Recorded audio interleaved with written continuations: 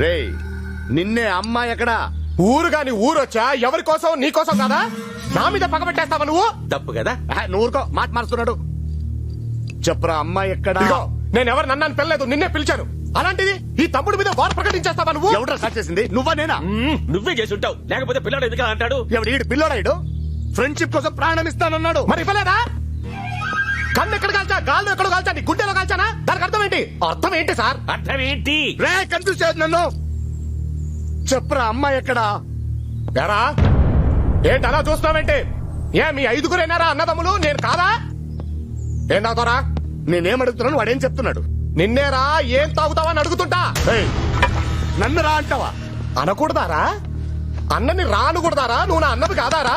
అన్నని రానుకుండా సారని పిలవాలారా? ఎందుకు సార్ ఈ మధ్య ఇలా తయారేడు? ఎందుకురా నీకంత ఈగో? ఎందుకురా నీకంత కోపం?